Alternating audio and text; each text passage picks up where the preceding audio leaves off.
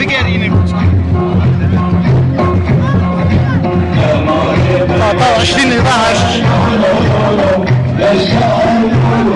23/12 جمعة البروتوكول العربي يقتلنا.